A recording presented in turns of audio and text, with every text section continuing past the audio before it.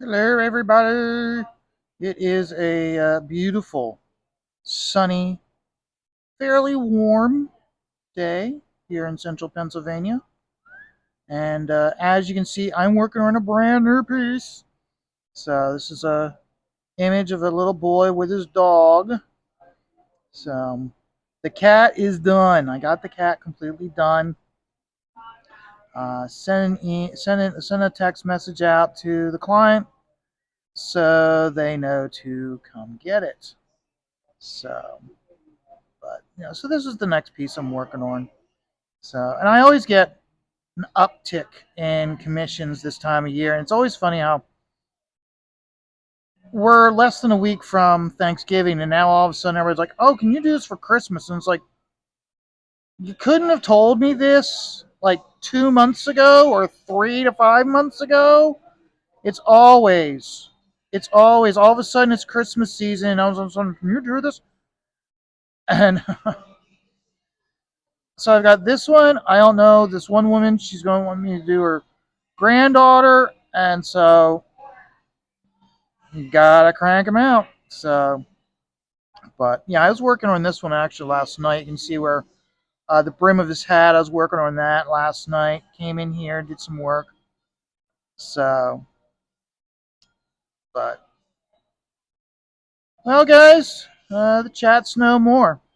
Um, we all, I think you guys even in the chat, you guys saw it. We in the writers' room, we kind of we didn't necessarily know it was coming to an end. We all were like, it reached the point where we were desperately looking forward to the hiatus. I think that was one of the best things that Vanessa did when she did the show. Was like, we're going to have hiatuses. We're not going to feel compelled that we have to be here every single week. We're going to take breaks off, and we we were hoping to take. I mean, if you actually look when Vanessa would be talk about the family business and give you an itinerary of what the upcoming episodes were going to be about, well, you could see that we were trying to stay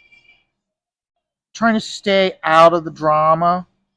Um, it was just getting so hard to get out of the drama.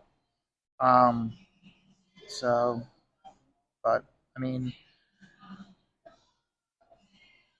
the fallout from, and that's the reason why, like last Sunday, I didn't mention the award show at all because it was just like that's just it would just be throwing gasoline on the fire, and so that's the reason why I was talking about upcoming campaigns. But I mean, I I think it was Monday in the writers' room. Uh, we were notified. I forget who told us that Vanessa had nuked both her channel and her Twitter account, which honestly I was not surprised because as Vanessa was along the same vein as Leroy, once it's no longer fun, you got to stop.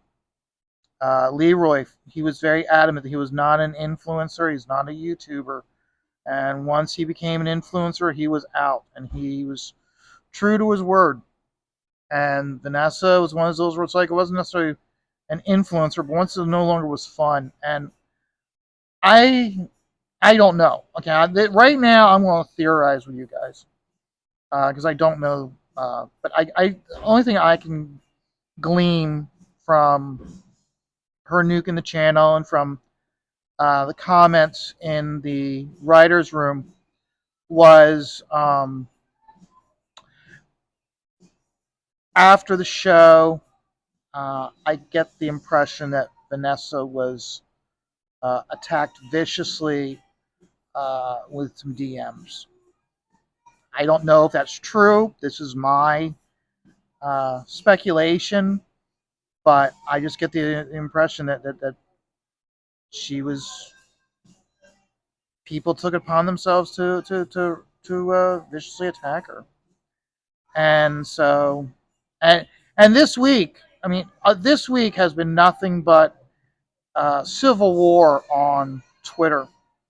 Um, remember when I said right before the election how Twitter was almost my safe space and Facebook was so toxic. Well, it's the complete reverse now. Uh, I find myself scrolling through Facebook more than Twitter just because it's miserable. It's just the fighting and the attacks are on both sides. I think also part of it was during the show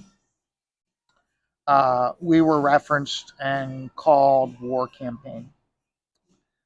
Um, I don't know war campaign. The only thing I know about war campaign came from that documentary hit piece on Ethan that somebody did. And as Vanessa always put it, yeah, they're Comicsgate, but they can stay that way the fuck over there. Well, we were trying to stay neutral. We were trying. It just it just got to be too much. So uh, we, like I said, we were kind of. If it hadn't been for the award show and us really wanting to do it, because it's as Vanessa says, because it's something we do every single year, and we have. She doesn't have to write anything out. She doesn't have to work on this on what we're going to talk about. If it hadn't been for the award show, I think we probably would have had a manufactured statpocalypse, and we just all would have bowed out for a while because we were all. It just wasn't being fun, and I mean, I tried to make. Even though you could be argued that I attributed to the problems. I tried to keep it upbeat. It just it's hard to keep trying to turn the other cheek um, when you're being attacked like that. And you can't just accept the attacks and just keep turning the other cheek. Eventually, you have to stand up for yourself. And I think it was not necessarily that we were being war campaign. I think it was one of those where we were standing up for ourselves against people that they view their online presence as collateral. We talk about all these SJWs and whatnot, and in some ways, I view the conduct towards us as SJW conduct, and so now I know that there's been a lot of stuff said by a lot of different creators this week. I don't really know a whole lot because, quite honestly, almost all of those creators that were really lashing out and using us as uh, using us for content because they couldn't come up with any other content. Uh, I know there was, but I don't follow those people anymore. So, but cause, I don't know. For me, it's one of those where can we just get through the award show? Can we? Then the following week we're going to have the book review of Narwhal Earthbound. After that, the chat writes the script. I was really looking forward to that one because of Cooter with Teeth being such a ongoing running joke within the chat that I was like, oh, we're gonna with that we're going to get a story and we're going to get character development and we're going to have world building. And I thought that would just be a really fun episode where the chat writes the script. I just knew that we were going to have the opportunity to just talk about that fictional comic book. So, and then after that, let's see, the book reads. So Narwhal's Earthbound book review. Then Thanksgiving hiatus. Then I think we had like 2 episodes left where we're going to do the chat writes a script, and then we were going to have uh, the book or the Hillbilly Book Club of Chuck Dixon's Punisher Berserker or something like that. And then we were going to take the hiatus. And quite honestly, and one of us in the writers' room had made the remark about how maybe we need to take this hiatus and we need to extend it farther out than just the 2 weeks. So, all I can say to you guys is buckle up. That week, those 2 weeks that we're normally off, the way that 2024 has been, it's going to be pure hell. It's going to be a pure hell for everybody. Um, I just, I don't know what to say to you guys. I mean, here's what I'll tell you. There are still great channels out there to have that chat community. There's Creative Block, John's Longbox, the Zaid Brothers, Michael Bancroft. I mean, the one thing I really liked about our show was it was to call it the chat because we interacted with the chat. We didn't say we were Comicsgate, even though the origination came from talking about Comicsgate books. But really, it got to the point where we weren't really Comicsgate anymore. We were just independent we were fans of uh, of independent creators. And one of the things I really liked is how Amanda B would have her comings and goings, and she would have her weekly segment where she'd say, "Here is the new books coming out this week. These are the books that are closing this week," and it was really good. I mean, in some ways, I kind of wish, whether it be Michael Bancroft or maybe the Zaid brothers, to reach out to Amanda, and even if she doesn't want to be on their show, if she could weekly record a video, give them the video, and then they in turn on their show they have a segment called "And This Week's Comings and Goings with Amanda B," and then they play that video of her uh, giving you notice of all those campaigns, and then move on with their show. I kind of like that. I would. I mean, I don't know if Amanda would want to do that, and I have not talked to Amanda about this. So, um, like I said, it's for me. I look at it and go, that'd be a neat way to kind of keep the vein and the legacy of the chat going. But I don't know. I mean, that would be up to that would be between Amanda, Michael Bancroft, and the Zaid brothers. And yes, Michael, Phil, I'm gonna have you guys tagged. If not in the description, when I post this on Twitter, I'll have you guys tagged in the description or in the posting, so that way, if you guys watch the video in its entirety, up to this point at least, you will reach out to Amanda with that idea, and if maybe she's keen to it, I don't know. But so, but yeah, I mean, and like I said, I okay. Here we go. We'll set this aside, but let's clean off the nib.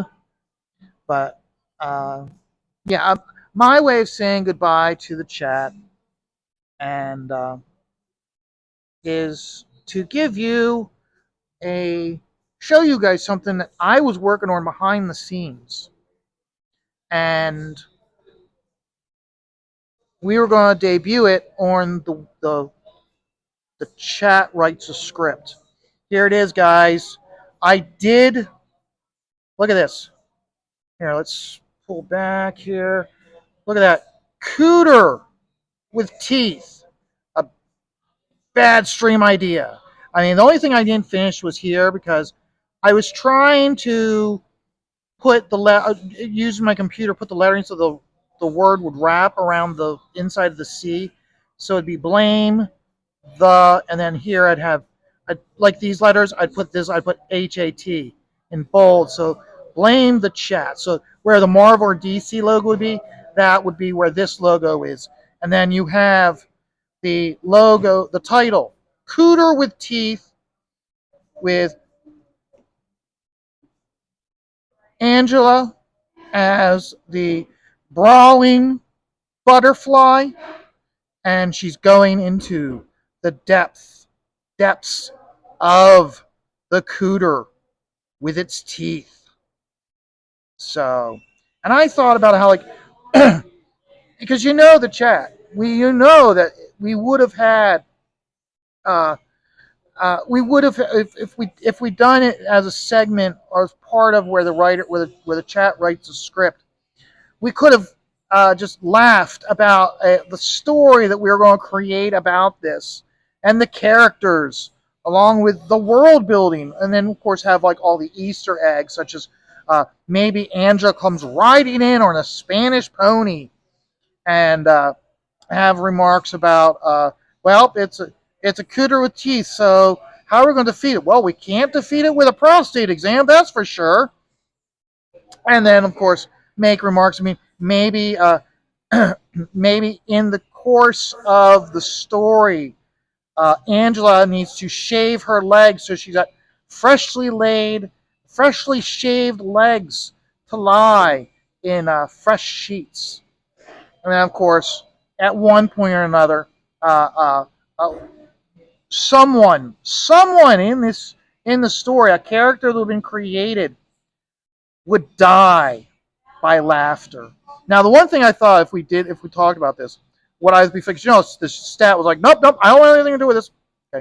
Okay, let's say we did like four to 6 page story. You'd have the story going along, and then like every other page, you would like have a panel, okay, with the stat bird in it, and then let's say they're talking, and it's stat, and he's kind of breaking through the panel. He's going, nope, I don't have anything to do with this. You flip the page, then on the third page, nope, another picture of stat, maybe at the bottom or in the right in the middle. Going, guys, I had nothing to do with this. And then when you get done with the story, on the inside of the back page, you'd have an image of stat, maybe like walking away with his hands up in the air, going, "I told you, I have nothing to do with this." And just like an inside joke, I thought I was laughing about this. So